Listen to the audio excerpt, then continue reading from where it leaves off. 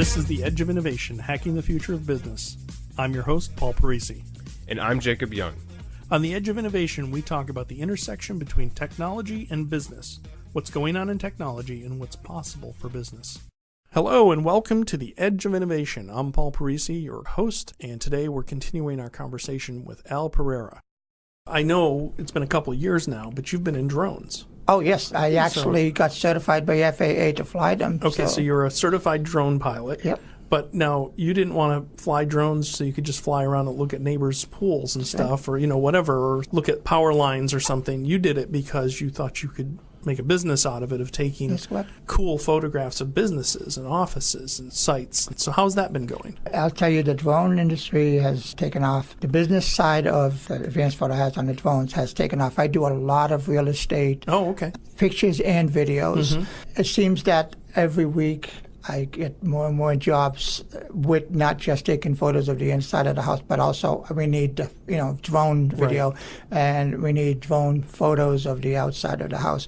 Right. So in the last month and a half, I've actually ended up getting like 6 more real estate agents, and I don't want to overdo it, but it's in a comfortable kind of stage where I can handle the work. But that's not where it stops too, what I do.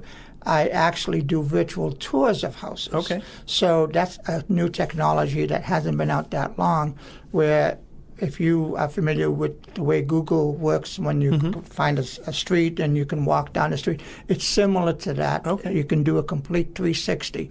But the quality, it's like you're in that house. Wow, that's neat. The grain on the woods is so sharp that you can almost touch it. That's how much reality it is. Right. And you capture the photographs from that, and they're magazine ready. Wow, that's cool. That's the type of quality. So from drones to virtual tours, there isn't much that I don't do, and I don't love doing it. I have one of my realtors that says, Al, I love working with you. You're always excited every time I call you, and that makes me feel good. And it makes me want to work with you, and that makes me feel good. Well, it should. One of the things that I think differentiates you from a lot of photographers, and just from a lot of people, is you have a great personality. Yeah. One of the things I think that's important is I've worked with a lot of photographers, and I know a lot of them, and a lot of people I've been at a lot of weddings where you're watching the photographer and they're sort of like saying, move, and doing this. And they're talking with this diminutive voice, and they're not saying things, and look this way. There's just no energy. Yep. And I've seen you take control of a room. Yep. And, come on, move over here, look this way. Okay, I want you to tilt your head just a little bit this way. And you're directing them to make them look good. And I think that's one of the keys for a good photographer is to be able to communicate effectively with the people you're working with. And that is just so rare. I've seen it so much that it's all lacking. I've always had this philosophy. You get hired to do a wedding. You have a job to do. Are you going to be a follower or are you going to be a leader? Mm-hmm. In other words, when I get hired, I walk into the house. I gradually guide the bride from step A to B, C, and I get her to be on time from the house to the church, going down the aisle. Today's photographers, they're not leaders, they're followers, and they stand back and let the bride do the work technically on their wedding day. Right. I just did a recent wedding, and it was amazing that the photographer would say, okay, what other picture do you want? What other picture do you want? And that's not what they're thinking about. And I was doing video at this particular wedding. I was like, oh my God, how can this be? What's going on? Right. And I called them weekend warriors because they really don't know the poses. They don't know the key shots. They'll take 2,000 photos, but if you're lucky to get 100 decent ones. Right. So it's important that when you look for a photographer, that you get a photographer that's going to do the job and going to do the job without you having to think for them. Right. They should know what needs to be done. Right, yeah. And I think you're right. Photography is leadership. Absolutely. And it's coming in and saying, you want this to look good, let's do it. Yep. So I'd like to touch on this. We actually just had Al take some photos for us for our website, which you can see on the website. And we do a lot of websites for people, companies, whatever it might be. And I think the biggest problem with websites is bad photography. Or even worse is stock photography. It is just not what people are looking for. When they come to your website, they want to see pictures of you. They want to be able to identify you. So if you're out there in business and your website has stock photos on it, yep.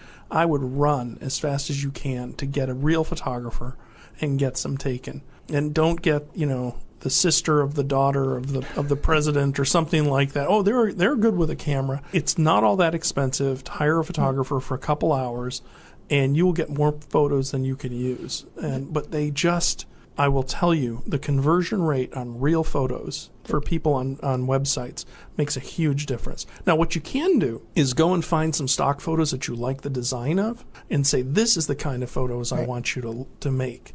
That will help. It'll decrease the amount of time. It's an important investment. You could spend, $1,000, $10,000 on a website and spend that little extra money to get a photographer. But that being said, Paul, one of the things that I've found with previous jobs that I've had is the lack of communication. They'll hire you, mm-hmm. and they'll say, okay, we need to have you go to our location. Okay, fine.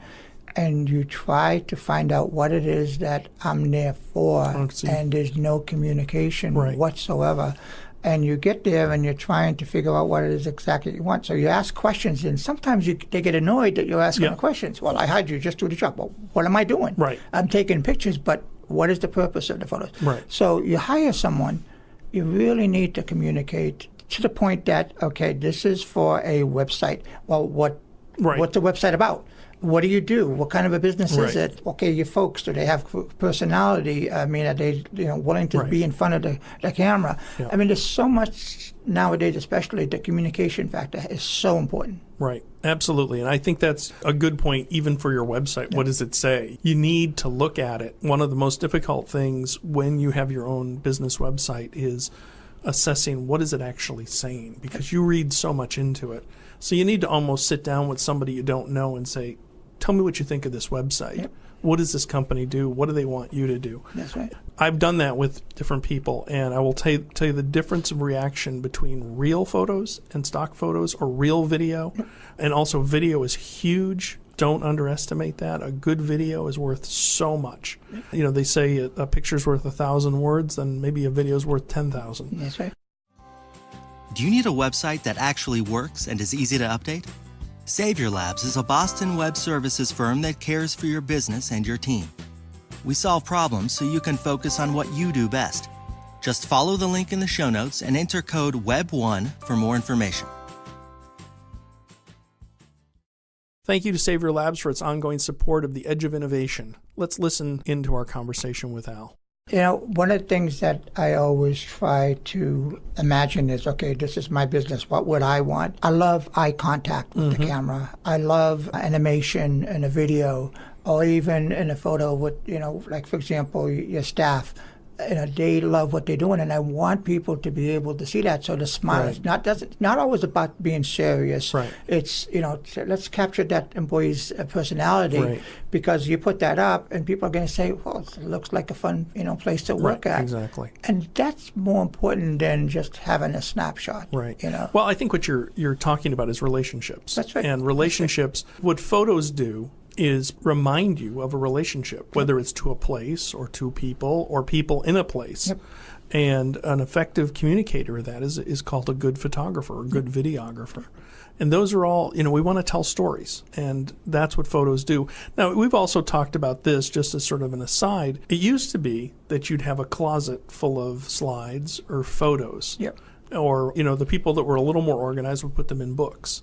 And they'd pull them out once in a while and look at them. That can't happen anymore. Not unless you have a projector. or you put it on your phone and you flip through them there. But it's a very different experience. It's like looking at a 2x3 print. That's correct. It's funny.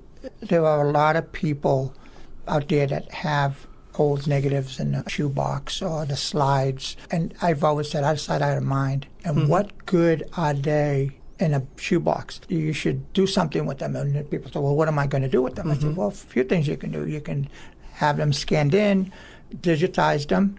Now that CD or DVD that you have become negatives, your negatives.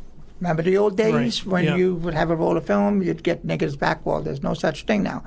but you need to back up your digital files. Right. You can't trust a computer. You can't trust, external drives. That's true. Even DVDs, you need to really have a couple of them, just in case. They're not archival, as we call it. But you need to do something with them. And then once you get them in front of you, then you say, okay, what do I want to print? Do I print them for at least 4x6 and get that album? There's nothing like having an album to sit down on a couch with a cup of coffee or at a table and look at photos. It's not the same on the phone. Yeah. It's not. You're lucky you can find them. Well, that's the biggest thing, is you can't find them. Yep. But I also have seen people now doing like a photo wall in their house where they'll have just bunches and bunches of prints that they'll put up and, change them once in a while or move them around. Yep. But I just think that's a great idea because, we're in this rush world, but, you sort of have to stop and smell the roses and really enjoy the memories. Well, and that's important. If you read the paper or if you sometimes watch the news, in the Midwest, there's a tornado, there's a flooding. Right. And it doesn't surprise me, but I always hear, I got to get my photos. Those are my memories. You can't replace memories. You can't replace photos. Yep. And they will almost kill themselves just to try to get those out of there. It's different in this part of the world because everybody's so busy. They don't think about the memories that they have captured on their phone until it's too late. I do slideshows for memorial services, and it's rather sad that in the last 7, 8, almost 10 years now, I've seen less and less recent photos of the folks that have passed than ever before. So they're scrambling to find anything they can. And it's 20, 30-year-old photos. They don't look like that anymore. Right. And one of the reasons, too, is, I know we have photos, but we can't find them. They're on a computer or they're on a phone. Who knows, on an old phone somewhere. Right. Yeah. And it's sad because those are your memories going forward. And I have also folks that have parents that have Alzheimer's and so forth. And they come to me and said, the other day I showed my mother this photo from my phone, and she had a beam in her face, and it's like she remembered. So can you print these photos? And you know what? It makes a difference in those people's lives. Yeah, it sure does. Because they look at it, and for some reason, it kind of stimulates their mind as to when it was taken, who they were in the photo and so forth. Wow. So, people need to understand photos. That Kodak moment still exists. Yeah, it sure does. You just have to take the step, and there was no excuse, I don't have the time, because there's emailing the photos to your local lab, there's uploading by going to their website. There's so many different ways. Put them on a thumb drive.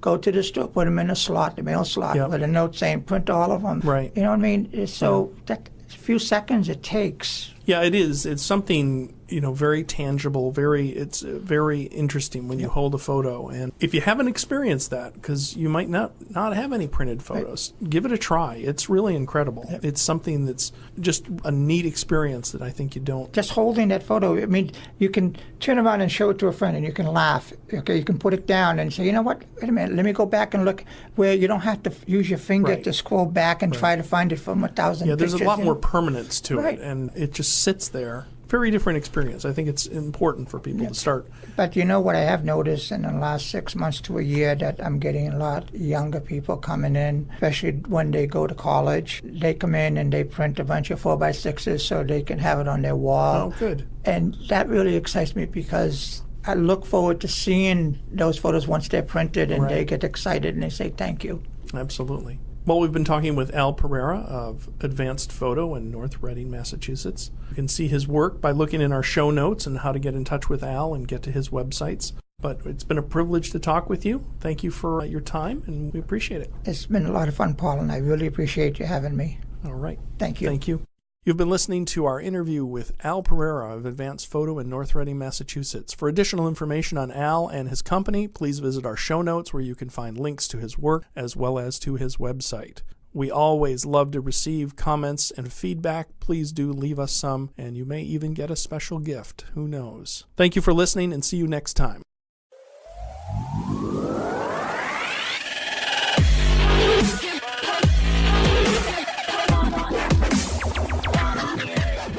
The Edge of Innovation is brought to you in partnership with Savior Labs.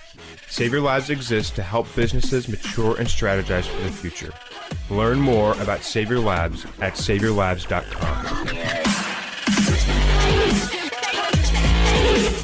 Thank you for listening to this episode of The Edge of Innovation, Hacking the Future of Business. For the show notes and more information about Paul, please visit paulparisi.com. The Edge of Innovation is produced by Jacob Young in conjunction with copious amounts of coffee. Music on today's episode was from bensound.com. Paul can be found on Twitter at pdparisi and on LinkedIn at linkedin.com/pdparisi. This episode, like all our episodes, is transcribed and available at paulparisi.com. Thanks for listening, and we'll see you next week.